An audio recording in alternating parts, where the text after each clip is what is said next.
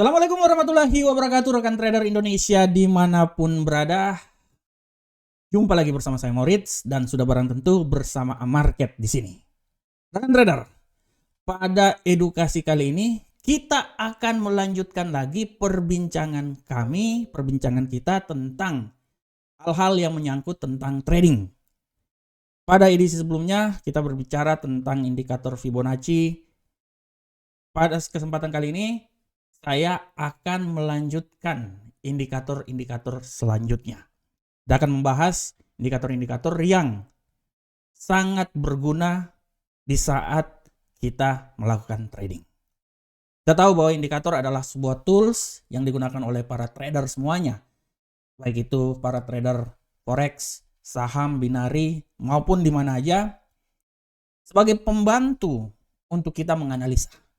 Karena berbicara tentang indikator, semua itu tidak terlepas dari formula matematika yang berada dalam indikator tersebut. Karena perhitungan yang terdapat dalam indikator adalah perhitungan matematika yang diformulasikan menjadi sebuah tools sehingga bisa membantu rekan trader semuanya untuk menganalisa pergerakan pasar ke depan. Pada kesempatan kali ini kita akan membahas tentang sebuah indikator yang sangat luar biasa adalah Bollinger Band. Bagaimanakah cara trading dengan Bollinger Band? Apa itu Bollinger Band? Kita akan bahas secara bersama-sama. Oke rekan trader, untuk lebih jelasnya mari kita coba langsung masuk aja. Dan kita coba langsung membahas tentang indikator Bollinger Band. Indikator ini saya harap bisa berguna buat rekan trader, terutama untuk rekan trader pemula. Jadi kali ini saya fokuskan untuk para pemula. Kita akan membahas, kita akan menggali indikator-indikator, dalam hal ini Bollinger Band, supaya bisa memberikan sedikit informasi, sedikit ilmu buat rekan trader semuanya. Oke rekan trader, kita langsung masuk. Pada pembahasan kita kali ini kita akan membahas tentang pengantar Bollinger Band. Jadi berbicara tentang Bollinger Band itu kita bisa lihat bahwa sekilas mengenai indikator Bollinger Band, kita tahu bahwa Bollinger Band itu adalah salah satu indikator ya untuk analis secara teknikal. Menganalisa secara teknikal yang sangat populer di kalangan para trader, baik itu trader saham, forex, binari, aset keuangan lainnya. Bollinger Band ini diciptakan oleh John Bollinger pada era tahun 1980-an. Dan Bollinger Band ini hadir sebagai solusi untuk membantu para trader dalam membaca volatilitas harga dan menentukan opsi beli atau jual. Jadi dia bisa mengetahui bagaimana volatilitas harga. Ya. Bollinger Band juga bermanfaat untuk mendeteksi situasi jenuh jual atau oversold atau jenuh beli atau overbought. Oke, kita lanjut. Secara struktur kita bisa lihat di sini rekan trader semuanya. Secara struktur indikator ini untuk Bollinger Band ini dia terdiri dari yang namanya upper band, middle band daerah tengah-tengah dan lower band.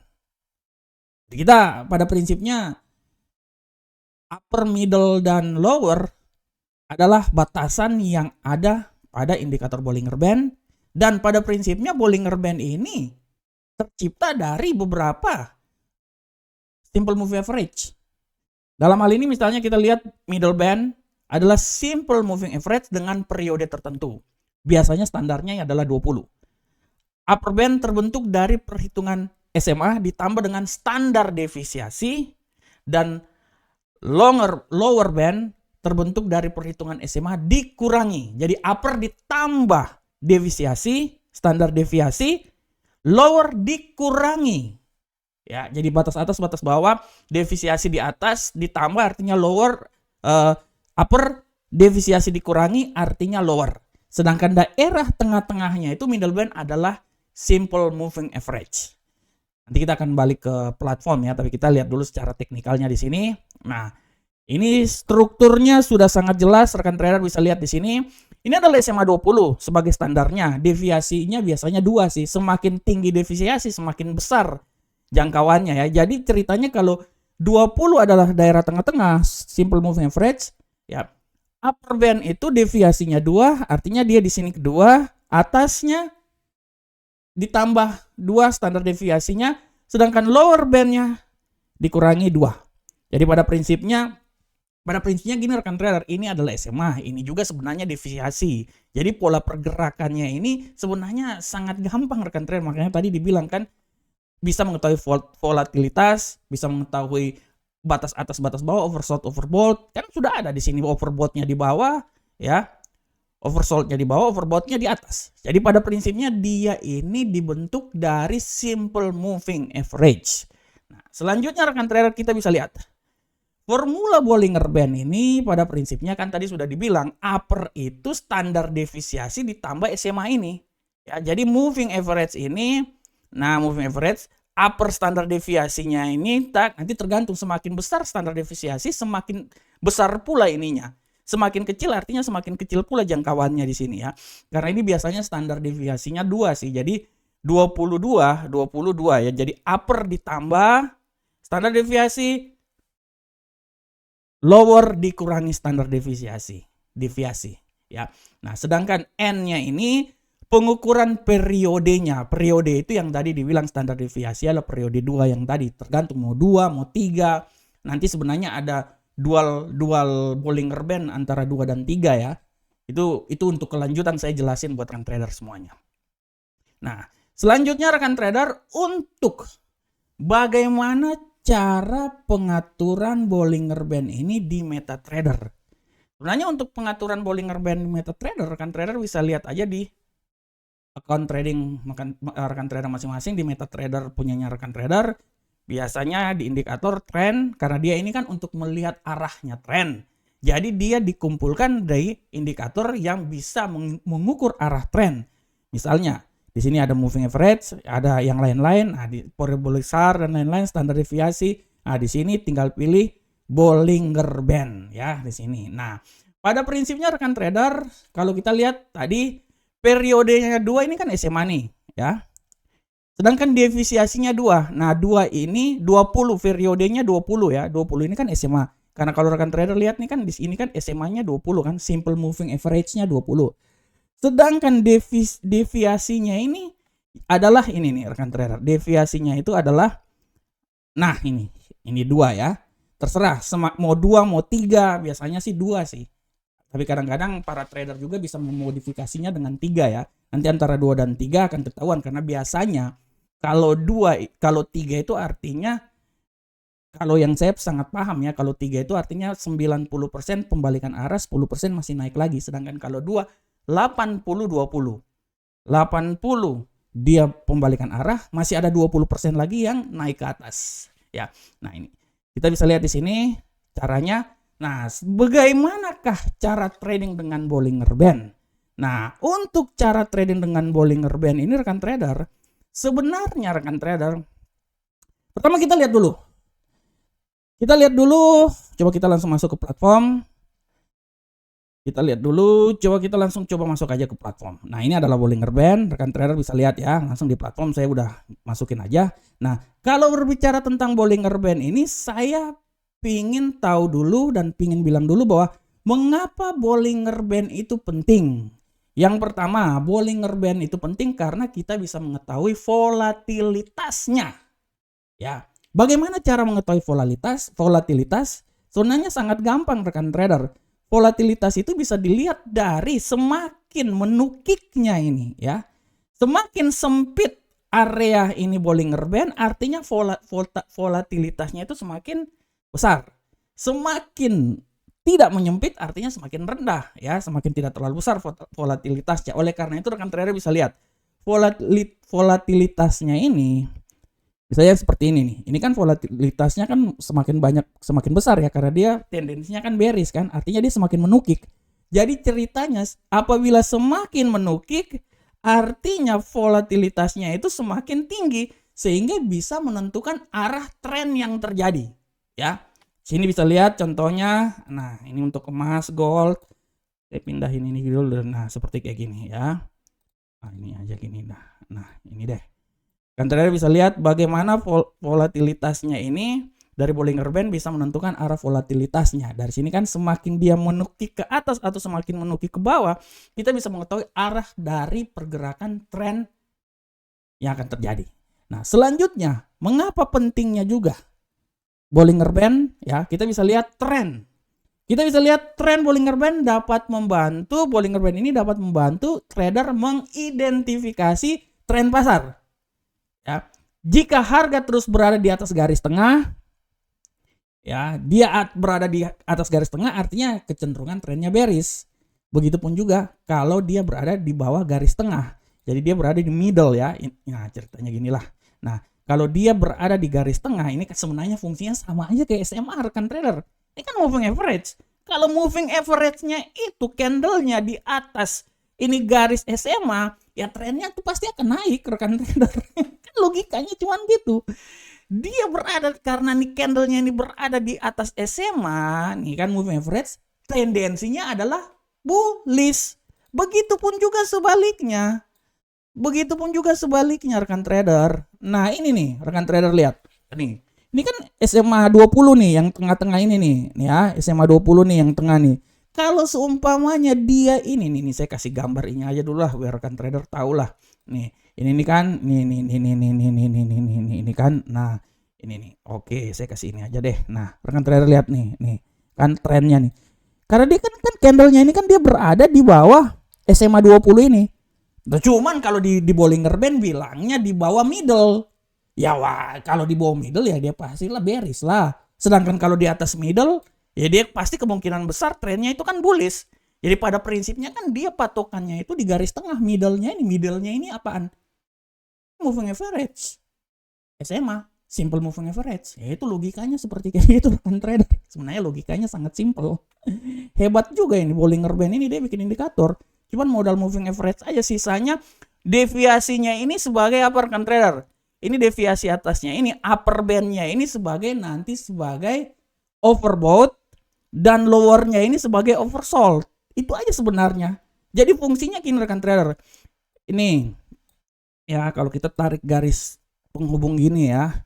Ya ini kan upper ini kan fungsinya kan sebagai overbought. Lower ini kan sebagai oversold. Jadi kalau seumpamanya kita trading menggunakan Bollinger Band di saat pasarnya trending, ya kita lihat aja, ikut aja arah pergerakannya. Ini kan tradingnya turun nih, trennya turun nih, ya. Nah, trennya turun nih. Jadi kemungkinan ini kan dia kan menukik seperti gini, volatilitasnya kan besar nih ya, kecenderungan bearish.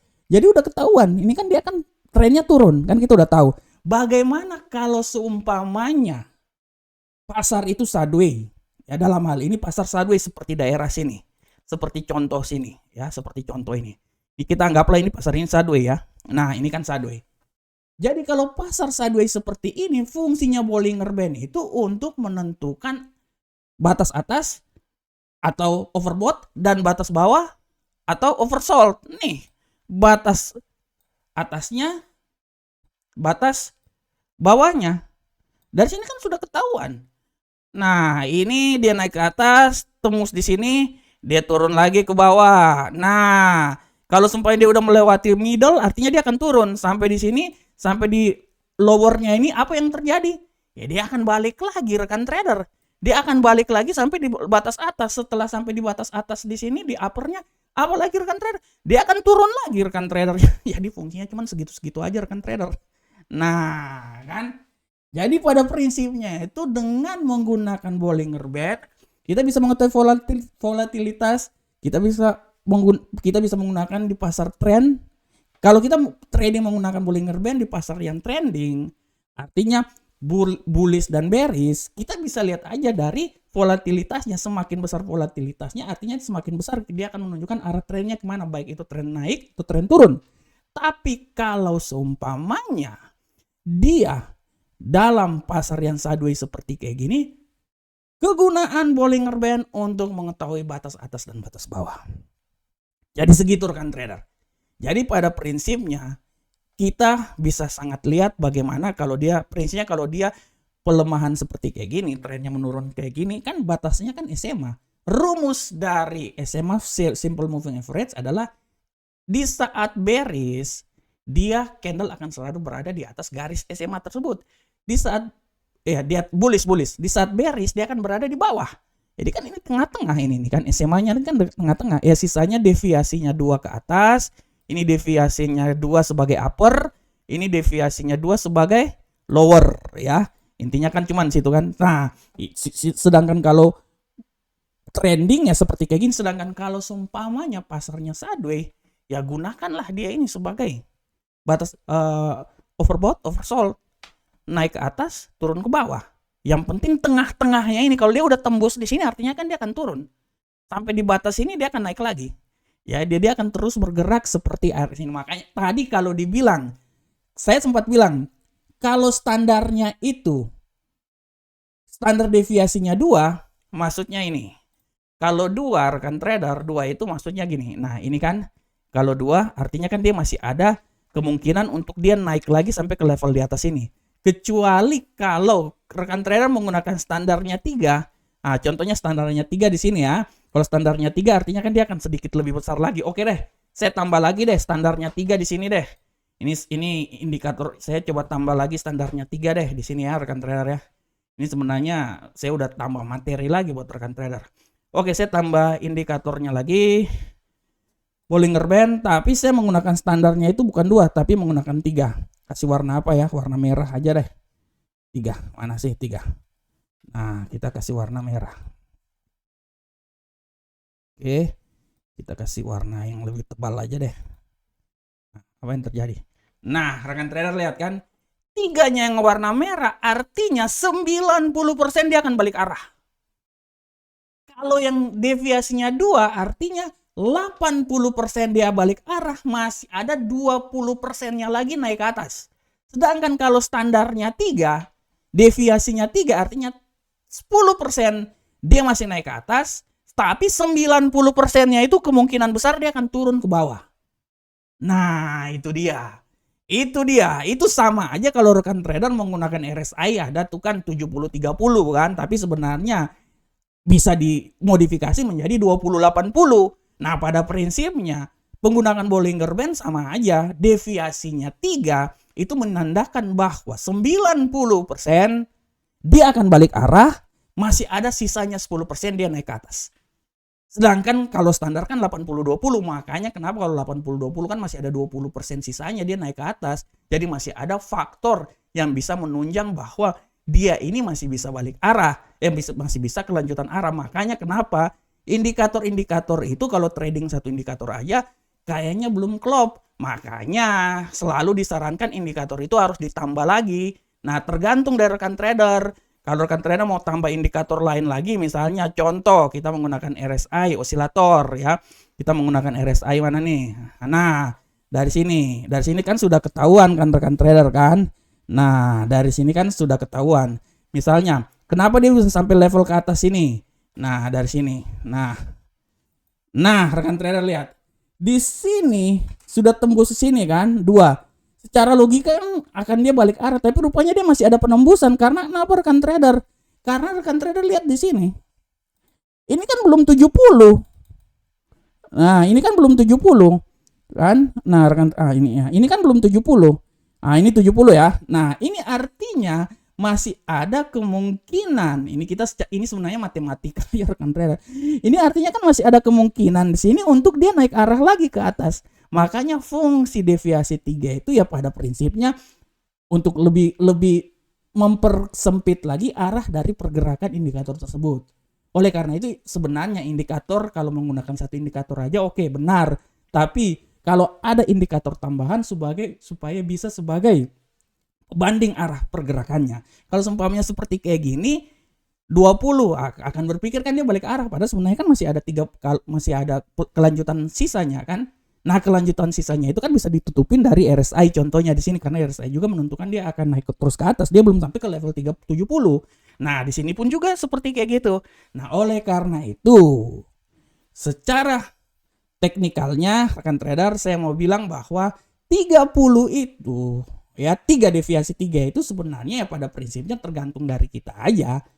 Tergantung dari kita aja sebenarnya ya cara penggunaannya, tapi secara standarnya itu kan 20 sebagai SMA di sini dan deviasinya 2. Nah, kalau cara-cara seperti kayak gini ya saya sangat paham lah, karena biasanya kita dulu trading juga kan, kita mengutak-atik ini indikator tersebut, jadi kita sangat paham arah dari penggunaan indikator ini seperti kayak gimana. Oke rekan trader semuanya, demikianlah rekan trader, saya sudah membawakan pembahasan tentang Bollinger Band. Awalnya saya cuman pengen pengantar aja, tapi rupanya dia berlanjut terus. Yang tadinya pengantar jadi saya membuka lagi yang lebih sedikit, membongkar lagi yang bukan cuman pengantar tapi ke sesi berikutnya. Kenapa deviasinya 2, kenapa deviasinya 3. Nah, itu di situ kuncinya di situ. Kalau deviasinya 2 kan udah berpikir kan dia sudah overbought tuh, dia akan turun. Padahal sebenarnya kalau kita melihat dari indikator lainnya misalnya RSI, dia itu belum sampai ke atas, belum sampai titik 70. Nah, makanya kenapa deviasi 3, karena sekali lagi saya bilang, kalau deviasinya 3 dengan 23 artinya 90% kemungkinan dia balik arah, 10% masih ada naik lagi ke atas. Sedangkan kalau standar 20-80 kan 28 2 deviasinya 2 itu saya analogikan kan 20% masih kemungkinan dia naik terus ke atas, 80%-nya balik arah. Jadi kemungkinan kelanjutan trennya itu, candlenya itu masih ada 20%. Nah begitu rekan trader. Oke rekan trader, demikianlah penjelasan tentang indikator Bollinger Band. Saya berharap semoga apa yang saya jelaskan ini bermanfaat untuk rekan trader semuanya. Akhir kata, assalamualaikum warahmatullahi wabarakatuh. Sampai ketemu di edukasi berikutnya. Salam profit Indonesia.